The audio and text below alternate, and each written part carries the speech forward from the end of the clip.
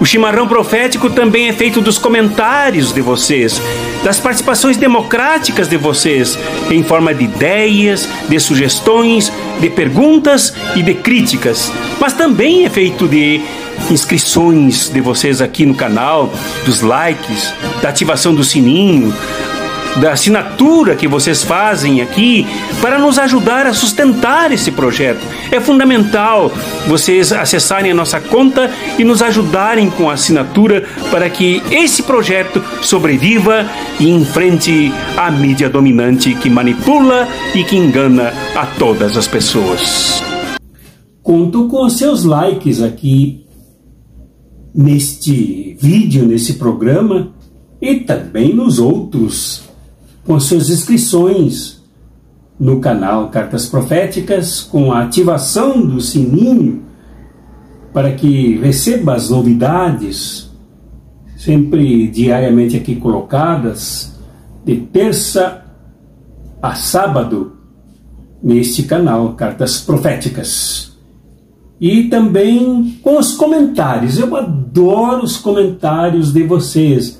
Inspiração agora para que comentem não falta. Temos muita inspiração, muita coisa para comentar. Então é importante que vocês também participem aqui dos nossos programas, comentando aqui embaixo dos detalhes. E participando também do Superchat, que é um comentário no momento em que estreia o programa. É muito importante também.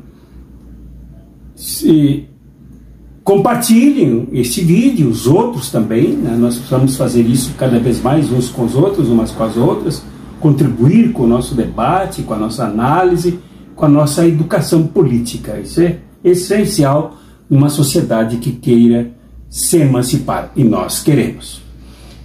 E muito obrigado pelo apoio que dão, apoio material, que é exatamente o concreto daquilo que se deseja, daquilo que se fala, da solidariedade que se empreende em direção ao outro, né?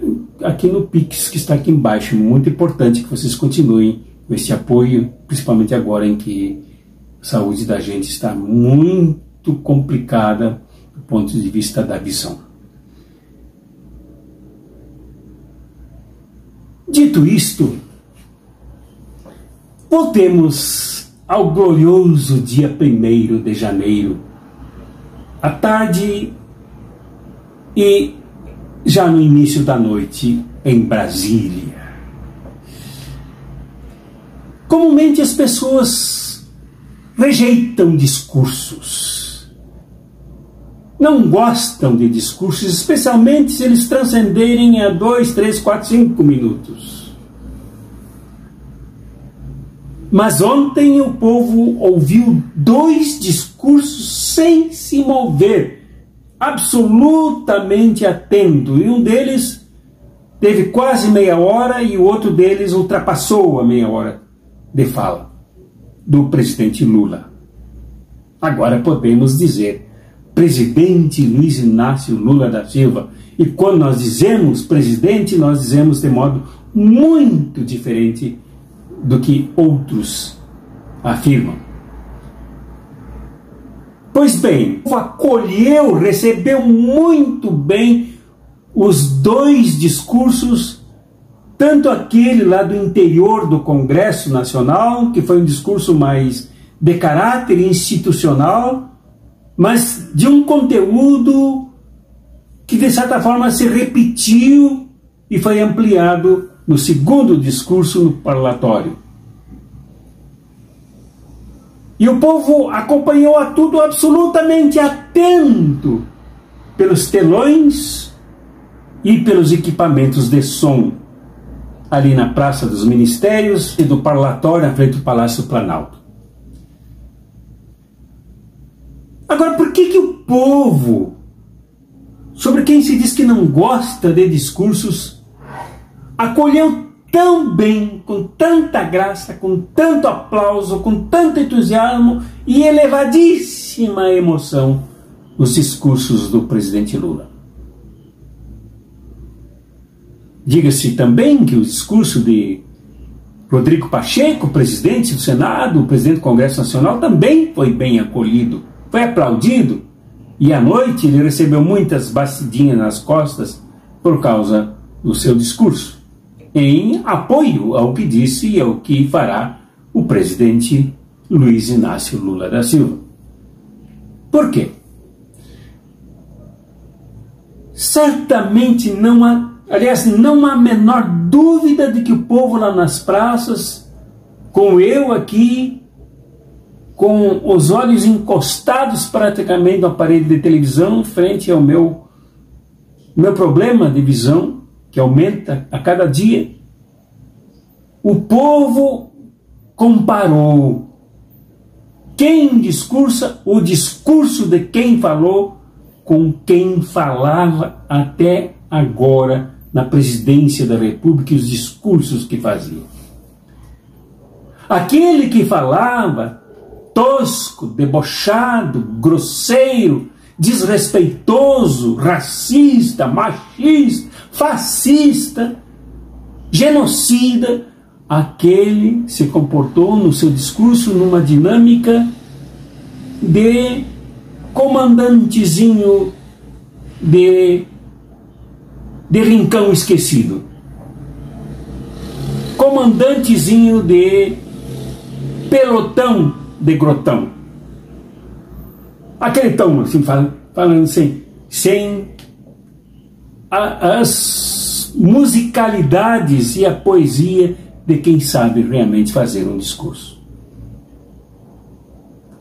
Discurso enjoativo, discurso que fazia mal aos ouvidos, discursador que feria os olhos da gente, porque o seu discurso, praticamente o mesmo em toda parte, tanto lá no Palácio do Planalto, como no Congresso Nacional, como nas ruas e na ONU, sempre a mesma coisa. E qual era essa mesma coisa? Mentiras em cima de mentiras. Proteção aos crimes em cima de proteção aos crimes. Vergonha do Brasil em cima de envergonhamento do nosso país, com um sujeito que não conhece a realidade, lendo um discurso naquele tom que eu disse, de comandante de pelotão, de grotão, sem arte, sem belezas, sobretudo sem verdade. Certamente o povo pensou nisso lá, na frente do Palácio Planalto. Certamente o povo se lembrou quanta diferença. Discursos de um sujeito que, além de mentir, ainda agredia com o seu jeito de falar. Enquanto que o presidente Lula, agora temos prazer em nos referir a um presidente do Brasil, tanto no Congresso Nacional, onde prestou juramento de honrar a Constituição brasileira, e agora sem aquelas besteiras de 4 linhas, aquelas bobagens todas, quanto no parlatório, o presidente Lula leu um discurso através de cuja leitura a gente sentia cada pulsação da sua corrente sanguínea. Leu com o coração na boca. Sentiu-se na fala do presidente Lula a sua emoção com a situação de devastação, como ele mesmo denunciou no Congresso Nacional e no parlatório. Uma devastação que não é vontade divina, não é procedimento da natureza, mas que foi iniciativa neoliberal, fascista, de alguém que se comprometeu muito mais com os interesses da destruição do que da salvação do povo brasileiro.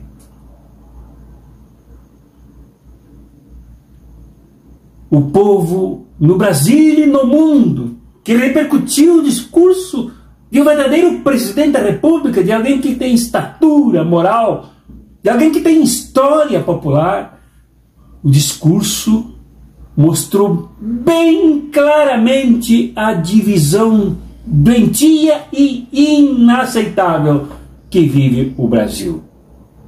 De um lado, aqueles que fazem filas, as mulheres, as mães que fazem filas em açougues para comprar ossos, ou que reviram lixo para recolher restos de comida que a burguesia joga fora. E do outro lado, filas para comprar automóvel do ano, automóveis importados e jatinhos particulares. Ações que não são meramente simbólicas e nem poesias macabras, mas sintetizam a profunda divisão, o abismo que existe nesta sociedade.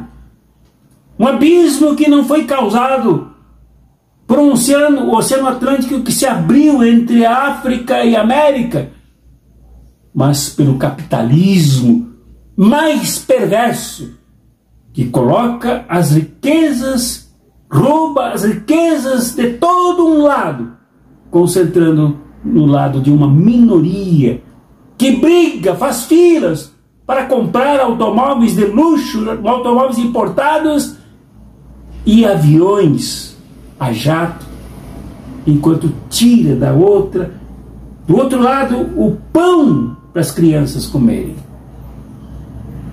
De uma sociedade que dá ossos para os pobres.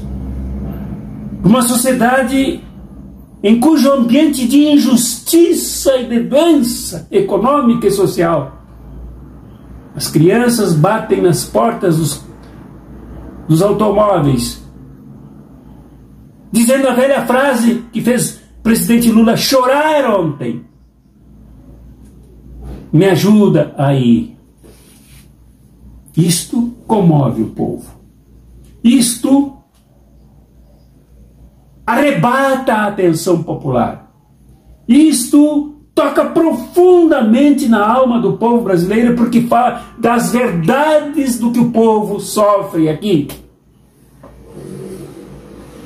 Desse lado do fosso, desemprego. 33 milhões de pessoas passando fome. 126 milhões de pessoas na insegurança alimentar. 38 milhões de pessoas desempregadas. Enquanto o outro lado sobrevoa as capitais, sobrevoa as cidades, em direção às suas chácaras, às suas mansões, seus paraísos. Isso apareceu nos dois discursos do nosso presidente Luiz Inácio Lula da Silva. Não há como comover. Se de um lado há despertamento de ódio, porque esse outro lado, os fascistas que apoiam esta máquina de moer, de destruir, de comer carnes vivas, não gosta desse discurso. Desse lado, nós ouvimos um discurso que toca nas nossas dores, nos nossos sofrimentos. Mas notemos bem, entre o discurso do Congresso Nacional e o discurso do parlatório, uma cena que diz: isto que o presidente falou no Congresso e falará no parlatório é verdade. E a verdade se expressou na subida da rampa do Palácio do Governo do Povo, com a colocação da faixa no pescoço do presidente Luiz Inácio Lula da Silva. A faixa que ficou atravessada da mesma forma como é colocada a estola num diácono para servir ao povo. Aquele gesto bem pensado pela companheira Janja, aquele gesto realizado por um indígena, representando os povos originários, representado por uma mulher negra catadora, representando as mulheres pisadas, abandonadas, excluídas desse país, os com deficiência física e mental, representando aqueles que são abandonados e que o fascismo tem como providência usá-los primeiro como experimentos dos seus crimes. O Francisco, rapazinho negro, cheio de alegria, cheio de esperança, agora tocado por esse grande evento, representa milhões de jovens que são mortos nas periferias ou nas ruas por serem pobres, por serem negros. O operário, que representou toda uma classe trabalhadora, embora os outros também representem, é o clamor que se agarra à faixa do presidente para dizer que esta situação que vive a classe trabalhadora no país é de tremenda injustiça e é inaceitável. Então, por isso que o povo gosta, aplaude com emoção, chora, enxuga os olhos e continua a olhar, sem tapar os ouvidos, dança, porque estes discursos representam o que nós sentimos. E quem fala também promete que tudo fará. Comprometeu na campanha e vem cumprindo na organização do seu governo. E tudo indica que cumprirá na realização do seu programa de governo, na eliminação da fome, da miséria, da pobreza, da falta de moradia, da falta de saúde. Então, por isso o povo aplaudiu. Uma amiga minha lá de Rio Grande, professora Lídia,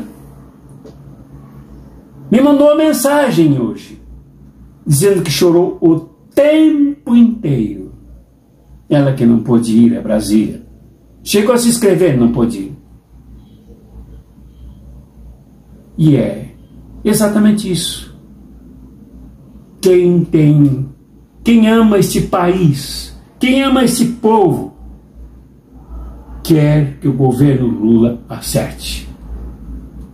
Segue a intuição desse povo e jamais o que disse a besteirol fascista Regina Duarte, que chamou aquela faixa carregada pelo povo, colocada no presidente Lula, de uma faixa falsa. Para ela, a faixa verdadeira é a que foi colocada no pescoço. O ato, para ela, verdadeiro foi aquele que colocou a faixa no pescoço do fascista, do debochado, do genocida, do inimigo do povo brasileiro, esse que deve enfrentar as mais duras penas da lei pelos crimes que cometeu contra exatamente esse povo que agora aplaude.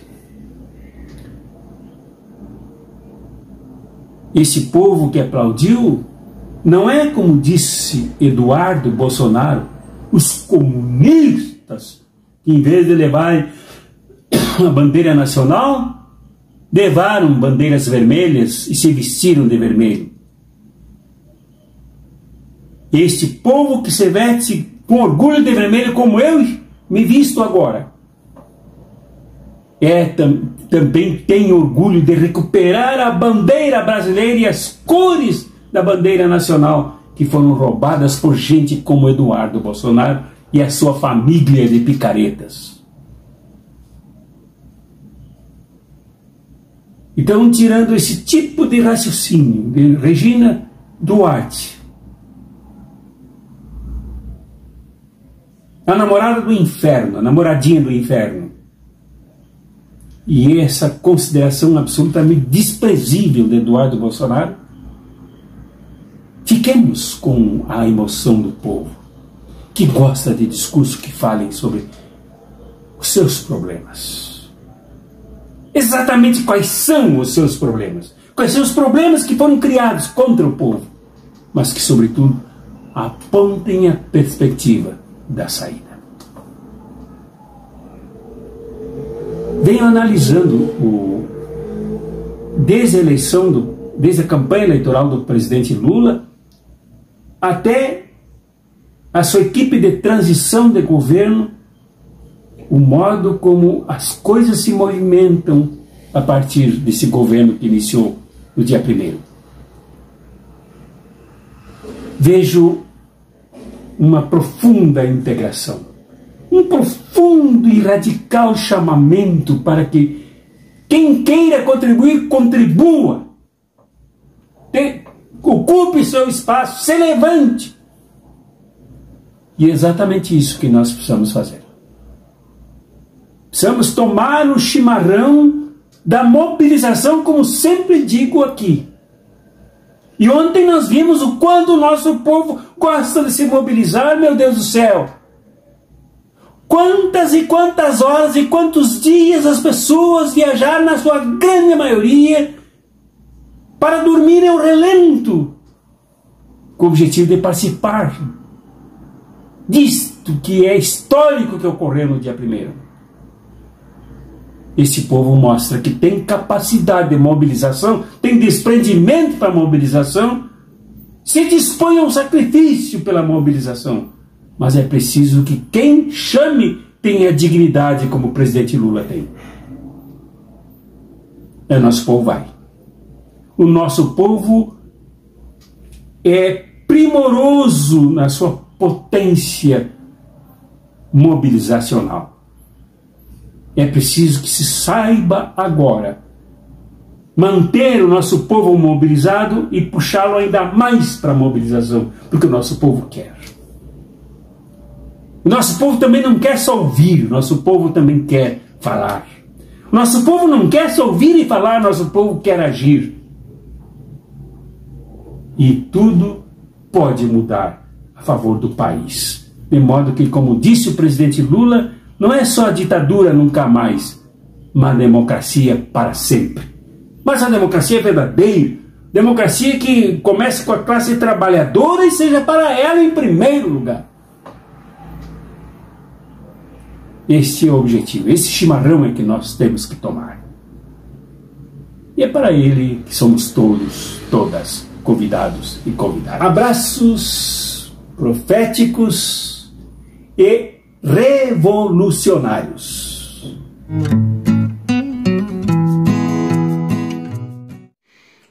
O chimarrão profético também é feito dos comentários de vocês, das participações democráticas de vocês, em forma de ideias, de sugestões, de perguntas e de críticas. Mas também é feito de inscrições de vocês aqui no canal, dos likes, da ativação do sininho, da assinatura que vocês fazem aqui para nos ajudar a sustentar esse projeto. É fundamental vocês acessarem a nossa conta e nos ajudarem com a assinatura para que esse projeto sobreviva e enfrente a mídia dominante que manipula e que engana a todas as pessoas.